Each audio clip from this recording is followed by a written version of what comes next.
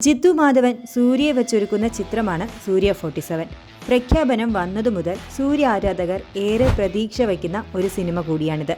കാരണം ആവേശം പോലൊരു കിടിലൻ പടമൊരുക്കിയ സംവിധായകൻ അതിനുശേഷം സൂര്യയെ വെച്ചൊരു സിനിമ ചെയ്യുന്നു എന്ന് പറയുമ്പോൾ അതൊരു ത്രില്ലിംഗ് ഫാക്ടർ തന്നെയാണല്ലോ.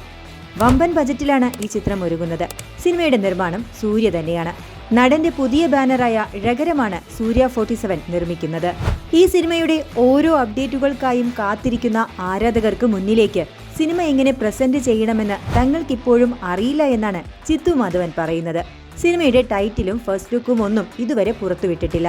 പ്രേക്ഷകരുടെ പ്രതീക്ഷ വാനോളമുള്ളതുകൊണ്ട് തന്നെ സ്വാഭാവികമായും അണിയറക്കാർക്ക് ആ പ്രഷർ ഉണ്ടാകും. കിടിലൻ മാസ് പരിവേഷത്തിലാണ് സൂര്യയുടെ കഥാപാത്രത്തെ ജിത്തു മാധവൻ ഒരുക്കുന്നത്. പോലീസ് വേഷത്തിലാകും സൂര്യ ഈ ചിത്രത്തിൽ എത്തുന്നത്. 2017 ഇറങ്ങിയ സിംഗം 3യിലാണ് ഏറ്റവും ഒടുവിലായി സൂര്യ പോലീസ് വേഷത്തിലെത്തിയത്.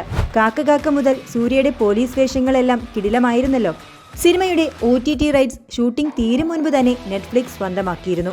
ഒട്ടും സീരിയസ് അല്ലാത്ത ടീമിനൊപ്പം സീരിയസ് ആയ ഒരു കുറ്റകൃത്യത്തെ തേടിയിറങ്ങുന്നു എന്നാണ് സിനിമയെക്കുറിച്ച് നെറ്റ്ഫ്ലിക്സ് കുറിച്ചത്.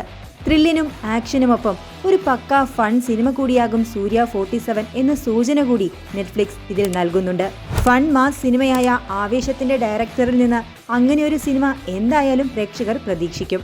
സംവിധായകനെ കൂടാതെ പിന്നെയും പ്രധാന മലയാളി ആർട്ടിസ്റ്റുകളുടെ സാന്നിധ്യം ഈ സിനിമയിലുണ്ട്. നായികയായി നസ്രിയയാണ് സൂര്യ 47 എത്തുന്നത്. കൂടാതെ നസ്രിനും മറ്റൊരു വേഷം ചെയ്യുന്നുണ്ട്. ചിത്രത്തിന് സംഗീതമൊരുക്കുന്നതോ സുഷിൻ ശ്യാമാണ്. ഇങ്ങനെ മലയാളികളുടെ സാന്നിധ്യം നിറയെയുണ്ട് ഈ സിനിമയിൽ. ഈ സിനിമയുടെ സെറ്റിലേക്ക് മലയാള സിനിമയിൽ നിന്ന് ആളുകൾക്ക് ബസ് പിടിച്ചു പോകേണ്ട അവസ്ഥയാണെന്നും അത്രയധികം മലയാളി കലാകാരന്മാരും അണിയറ പ്രവർത്തകരുമാണ് ചിത്രത്തിൽ അണിനിരക്കുന്നതെന്നും നസ്രിൻ ഒരിക്കൽ തമാശയായി പറഞ്ഞിട്ടുണ്ട്. ഇതൊക്കെ മലയാളി പ്രേക്ഷകർക്ക് ഒരു അട്രാക്റ്റീവ് ഫാക്ടറാണ്.